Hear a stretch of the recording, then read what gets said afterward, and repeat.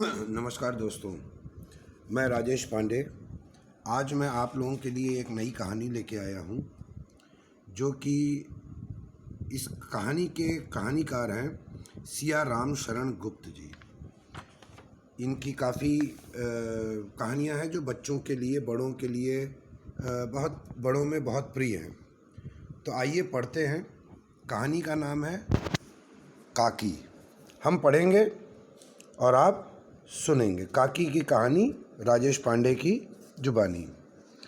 उस दिन बड़े सवेरे श्यामू की नींद खुली तो उसने देखा घर भर में कोहराम मचा हुआ है। उसकी माँ नीचे से ऊपर तक एक कपड़ा ओढ़े हुए कंबल पर भूशयन कर रही है और घर के सब लोग उसे घेर कर बड़े करुण स्वर में विलाप कर रहे हैं। लोग जब उसकी माँ को शमशान ले जाने लगी के लिए उठाने लगे, तब श्यामू ने बड़ा उपद्रव मचाया। लोगों के हाथ से छूटकर वह माँ के ऊपर जा गिरा। बोला, काकी सो रही हैं, इसे इस तरह उठाकर कहाँ ले जा रहे हो? मैं इसे ना ले जाने दूंगा। लोगों ने बड़ी कठिनाई से उसे हटाया। काकी के अंतिम संस्कार में भी वह न जा सका। एक दासी राम राम करके उसे घर पर ही संभाले रही। यद्यपि बुद्धिमान गुरुजनों ने उसे विश्वास दिलाया कि उसकी काकी उसके मामा के यहाँ गई है, परंतु यह बात उससे छिपी न रह सकी और काकी और कहीं नहीं ऊपर राम के यहाँ गई हैं। काकी के लिए कोई लगातार रोते रोते उसका रुदन तो धीरे धीरे शांत हो गया, परंतु शोक शांत न हो सका। वह प्रातः अकेला बैठा बैठा शून्य मन से आकाश की ओर ताका करता। एक दिन उसने ऊपर एक पतंग उड़ती देखी। न जाने क्या सोचकर उसका हृदय एकदम खिल उठा।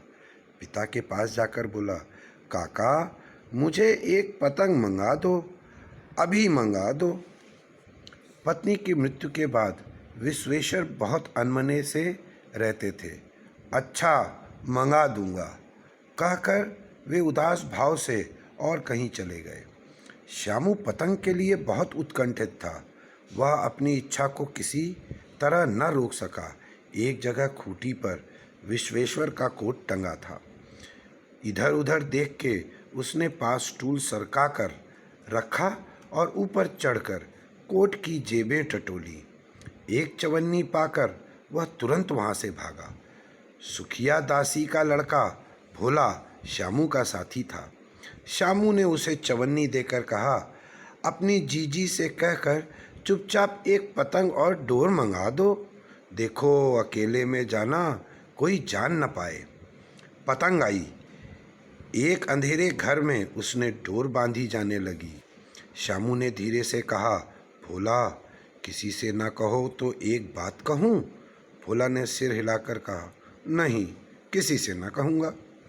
श्यामू ने रहस्य खोला, मैं यह पतंग ऊपर राम के यहाँ भेजूँगा। इसको पकड़कर काकी नीचे उतरेगी। मैं लिखना नहीं जानता, नहीं तो इस पर उसका नाम लिख देता। भोला श्यामू से अधिक समझदार था। उसने कहा, बात तो बहुत अच्छी सोची, परंतु एक कठिनाई है। यह डोर पतली है, इसे पकड़कर काकी उतर नहीं सकती। इसके टूट जाने का डर है। पतंग तो मोटी रस्सी की हो तो सब ठीक हो जाएगा। श्यामू गंभीर हो गया। मतलब यह बात लाख रुपए की सुझाई गई, परंतु कठिनाई यह थी कि मोटी रस्सी कैसे मंगाई जाए। पास में दाम है नहीं और घर के जो आदमी उसकी काकी को बिना दया माया के जला आए थे, वे उसे इस काम के लिए कुछ देंगे नहीं। उस दिन श्यामू को चिंता के मारे बड़ी रात तक नींद नहीं आई। पहले दिन की ही तरकीब से दूसरे दिन फिर उसने पिता के कोट से 1 रुपया निकाला, ले जाकर भोला को दे दिया और बोला, देखो भोला, किसी को मालूम ना होने पाए, अच्छी अच्छी 2 रस्सियाँ मंगा दो। एक रस्सी छोटी पड़ेगी। जवाहिर भैया से मैं एक कागज़ पर काकी लिखवा लूँगा। नाम लिखा रहेगा तो पतंग ठीक उसी जगह जा पहुँचेगी। 2 घंटे बाद प्रफुल्लित मन से श्यामू और भोला अंधेरी कोठरी में बैठे हुए पतंग में रस्सी बांध रहे थे। अकस्मात उग्र रूप धारण किए हुए विशेश्वर शुभ कार्य में विघ्न डालने पहुंच गए।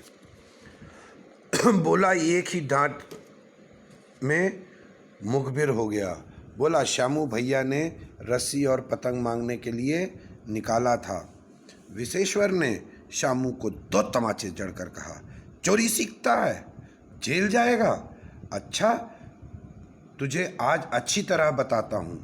कहकर कई तमाचे जड़े और कान मलने के बाद पतंग फाड़ डाली। अब रस्सियों को की ओर देखकर पूछा, ये किस लिए मंगाई? भोला ने कहा, इन्होंने मंगाई थी। कहते थे इससे पतंग तानकर काकी को राम के यहाँ से नीचे उतारेंगे। विशेश्वर हतबुद्ध होकर वहीं खड़ा रह गया। उसने फटी हुई पतंग उठाकर देखी। उस पर चिपके हुए कागज पर लिखा था, काकी। दोस्तों, कहानी कैसी लगी? भाव कैसा था? एक बच्चे का प्रेम कैसा था? इसको बताइएगा और फीडबैक जरूर दीजिएगा। आपका अपना राजेश पांडे। फिर मिलूँगा किसी मोड़ पे अगले दिन किसी अन्य कहानी के साथ। जय राम जी की।